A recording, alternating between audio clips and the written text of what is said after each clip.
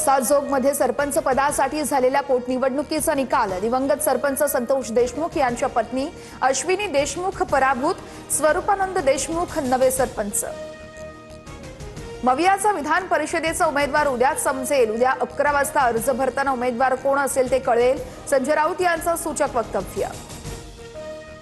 विधान परिषदेवर संधी न दिल्यानं भाजपचे संजय केनेकर नाराज असल्याची चर्चा। छाटले जरी पंख माझे पुन्हा उडेन मी, केनेकरांचं स्टेटस चर्चेत। केनेकरांना परिषदेवर भाजपकडून केवळ 13 महिन्यांसाठी संधी। शिवसेनेकडून नीलम गोऱ्हेंना विधान परिषदेवर पुन्हा संधी मिळणार, सूत्रांची माहिती आहे। पक्षातच त्यांच्या नावाला विरोध करणारा एक वर्ग सक्रिय आहे, मात्र वरिष्ठ नेतृत्वाकडून गोऱ्हेंच्या नावावर सकारात्मक विचार।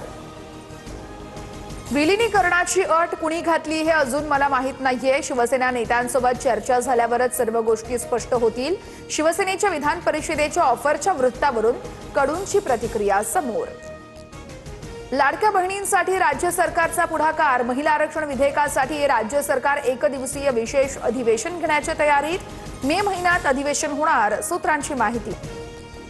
नागपूरमध्ये वागेश्वर बाबाचं श्याम मानव यांना आव्हान। 5 दिवस नागपुरात आहे, प्रदेश त्यांचा आहे, मंचही त्यांचाच। श्याम मानव यांना आव्हान देणारा व्हिडिओ व्हायरल।